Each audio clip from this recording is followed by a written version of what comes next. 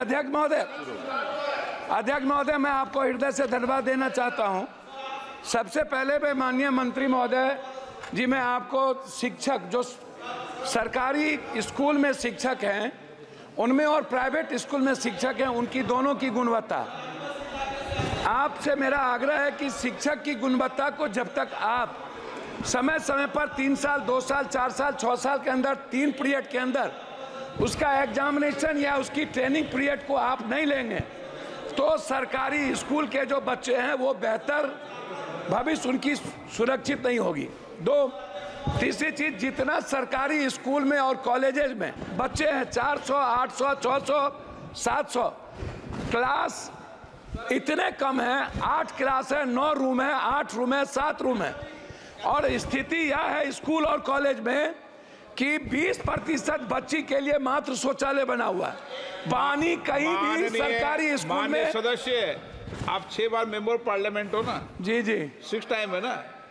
अब स्कूल का क्लासरूम तो उसका राज्य देखेगा, केंद्र देखेगा? नहीं, मैं वो नहीं कह रहा हूँ।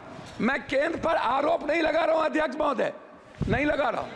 मैं क्या कह रहा हूँ, मेरा वो है, मेरा कहना यह है कि जो बिहार या देश की जो सरकारी स्थिति है, आप सबसे ज्यादा बिहार कोटा में बिहार जाते हैं पढ़ने के लिए, आपको पता है अध्यक्ष महोदय। और कोटा में अगले साल लगभग 600 से 700 बच्चे किस तरह डिप्रेस के चलते आत्महत्या किए हैं, आपसे कोई चीज छुपी नहीं है। और आप वहां गार्जियन बन के, हमने कई बार सारे संस्थाओं के चेयरमैन से मैंने बातचीत की है, डिप्रेस में चले जाते हैं।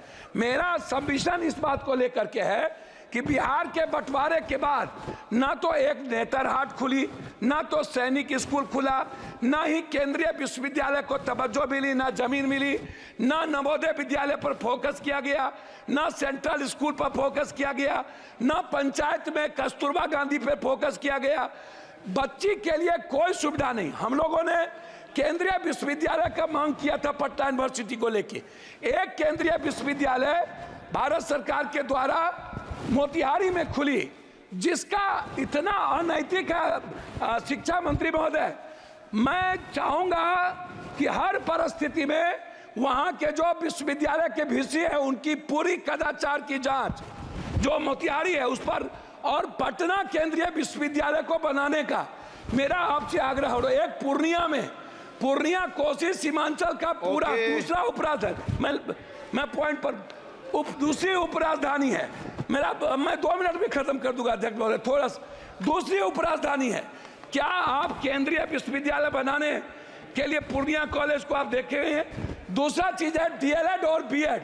लगभग सरकारी कॉलेज में डीएलएड और बीएड को आपको खोलना चाहिए, क्योंकि शिक्षक को बढ़ाने की जरूरत है। उसमें हम कस्बा में और जगह चाहते हैं, इंटर कॉलेज को हम चाहते हैं रुपौली, और साथ साथ हम चाहते हैं कोढ़ा। इंटर कॉलेज हमारे क्षेत्र में सबसे ज्यादा कम है, उसमें हम आगे आपसे आग्रह करेंगे। आंगनबाड़ी पर आपसे आग्रह यह है कि आंगनबाड़ी के बारे में एक सोच बन गई है कि यहाँ अत्यंत पिछड़ा दलित आदिवासी खिचड़ी खाएंगे, आगे वो चले जाएंगे। आंगनबाड़ी की सेविका की ना तो उसका क्वालिटी है, ना कोई क्वांटिटी है, ना उनकी तनख्वाह बढ़ती है, और ना ही बच्चों को आने का कोई सुविधा है।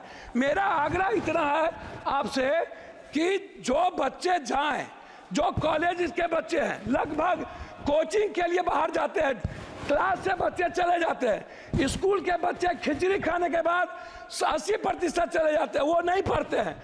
कॉलेज के बच्चे नहीं पढ़ते हैं, वो कोचिंग में चले जाते हैं। ये जैसे डीपीएस है, डीपीएस पर हाई कोर्ट ने कहा है, मैं लास्ट कर रहा हूं, हाई कोर्ट का आदेश है डीपीएस पैसा बहुत ज्यादा लेता है, उसको रोक लगाया जाए, नहीं लिया जाए। डीपीएस के जो संस्थापक हैं वो लगातार गलत कर रहे हैं। जैसे अंत में अध्यक्ष महोदय एक सेकंड में 2 मिनट में बात खत्म करिए तो अध्यक्ष महोदय 1 सेकंड में, अध्यक्ष महोदय 1 सेकंड। यूपीएससी, बीपीएससी या एसएससी का जो एग्जाम होता है, एग्जाम के बाद उसके जो रिजल्ट है वो 3 महीना 4 महीना बाद क्यों? इससे बच्चे के भीतर डर है कि हमारी हेराफेरी होती है। मैं चाहता हूं जिसका फॉर्म भरा जाए बच्चे का, यूपीएससी, बीपीएससी, एसएससी या कोई भी ऐसी कंपटीशन में, उसका एग्जाम हो और 15 दिनों के अंदर उसका रिजल्ट निकाला जाए। रिजल्ट निकालकर उसकी ज्वाइनिंग की व्यवस्था की जाए, तभी एग्जाम हो। अन्यथा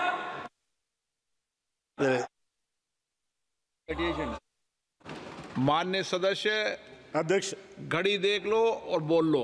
2 मिनट से ज्यादा बोलना हो तो बैठ जाओ और 2 मिनट में खत्म करना है तो बोलो।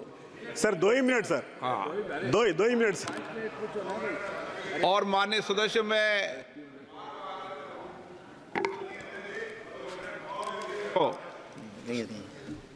कभी भी जब आपको कह दिया जाए कि समय समाप्त हो तो एक बार इशारा समझ जाएं। आप एक दल के सदस्य हैं, लेकिन ये अधिकार नहीं है कि आप रोज ही बोलो। ये अधिकार तो सभापति का है जो सीट पर बैठा है। ठीक है ना? 2 मिनट में अपनी बात को खत्म करो। अध्यक्ष महोदय, मुझे शिक्षा मंत्रालय के अनुदान के